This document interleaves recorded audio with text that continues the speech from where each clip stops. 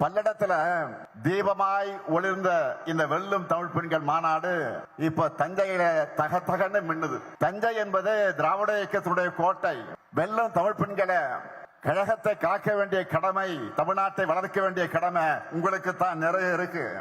சாதி ஆதிக்க ஒழிப்பு மட்டுமே திராவிட இயக்கத்தினுடைய அடிப்படை நோக்கம் இல்ல.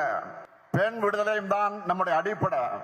சாதியால் உயர்வு தாழ்வு இல்லை என்பதற்காகவும், ஆண் உயர்ந்தவன் பெண் தாழ்ந்தவர் என்று நினைப்பதும் நடத்துவதும் தவறானது என்பதை உணர்த்துவதற்காகத்தான் உருவாக்கப்பட்ட இயக்கம் நம்முடைய திராவிட இயக்கம். சூத்திரர்களைப் போல பெண்களும் இழிவானவர்களும் ஒடுக்கப்பட்ட காலத்துல இந்த இருவருடைய விடுதலைக்காகவும் வாழ்நாளெல்லாம் உழைச்சார் தந்தை பெரியார்.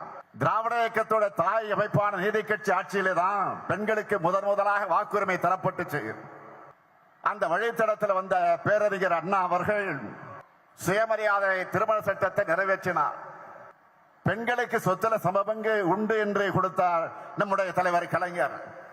இது 1929ஆம் ஆண்டு தந்தை பெரியார் போட்ட தீர்மானம்.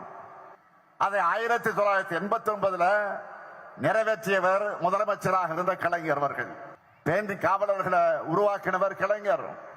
மகளிர் சுய உதவி குழுக்களை உருவாக்கி பெண்களை தொழில் முனைவர்களாக உயர்த்தினவர் கலைஞர். உள்ளாட்சி அமைப்புகளை இடஒதுக்கீட்டை கொடுத்தார். நம்ம திராவிட மாடல் ஆட்சியில இன்றைக்கு 1,30,00,000 சகோதரிகளுக்கு இந்த முத்துவேல் கருணாநிதி ஸ்டாலின் உரிமை தொகை வழங்கி கொண்டிருக்கிறேன். நான் சிஎம் ஆகி முதல் கையெழுத்து பேருந்துகள்ல பெண்களுக்கு கட்டணமில்லா விடியல் பயண திட்டத்துக்கு தான். ஸ்டாலின் பஸ்ஸுன்னு மக்கள் அதுக்கு பேர் வச்சுட்டாங்க. அதுதான் அந்த திட்டத்துடைய வெற்றி. கல்லூரிகளை படிக்கக்கூடிய மாணவிகளுக்கு மாதந்தோறும் 1000 ரூபாய் வழங்குகிற புதுமை பெண் திட்டத்தில் 5 லட்சம் மாணவிகள் பயனடைகிறாங்க. கொரோனா கால இன்னல்களில் இருந்து மகளிர் சுயவது குழுவினரை காத்திட்ட கூட்டுறவு சங்கங்கள் மூலமாக அவங்களுக்கு வழங்கப்பட்ட 2674 கோடி ரூபாய் கடனை தள்ளுபடி செஞ்சுட்டு 17,33,696 சுயஉதவி குழுக்களுக்கு 1,05,235 கோடி ரூபாய் வங்கி கடன் இணைப்புகள் வழங்கி சாதனை படைச்சிருக்கிறோம். மக்களை தேடி மருத்துவ திட்டத்தில் மகளிர் சுயஉதவி குழுவினரை ஈடுபடுத்துறது மூலமா அவங்களை தன்னலமற்ற சேவைக்கு அங்கீகாரம் பெற்று தந்திருக்கிறோம். முதலமைச்சரின் காலை உணவு திட்டத்தில் சுய உதவி குழு மகளிரை பங்கு பெற செஞ்சிருக்கிறோம்.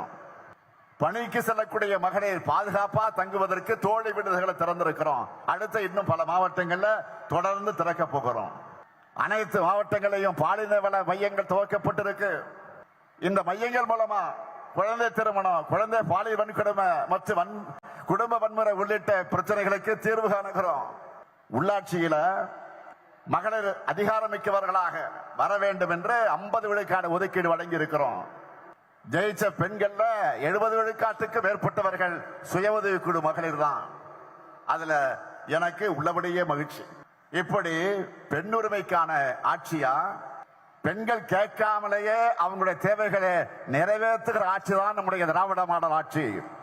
நான் செல்லும் இடமெல்லாம் கூடுகிற மக்கள்ல அதிகம் இருப்பது மகளிர் தான். அது மட்டுமல்ல, முகத்தில் தெரியக்கூடிய மகிழ்ச்சி, அதில் நான் மகிழ்ச்சி அடைகிறேன். ஆட்சியை பற்றி கேட்கும் போது ஒவ்வொருத்தரும் சொல்றாங்களா, உரிமை தொகை ரொம்ப பயனுள்ளதாக இருக்கு, தினமும் ஸ்டாலின் பஸ்ல தான் வேலைக்கு போறேன், புதுமை பெண்ல 1000 ரூபாய் வர்ற காரணத்தினால வீட்டுல காலேஜுக்கு என்ன அனுப்புறாங்க. இப்படி அவங்க சொல்லும் போது எனக்கு மன நிறைவா இருக்கு. இதுக்காகத்தான் ஆட்சிக்கு வந்தேன்னு நினைச்சு உண்மையிலே நான் பெருமையாக அடைந்து கொண்டிருக்கிறேன்.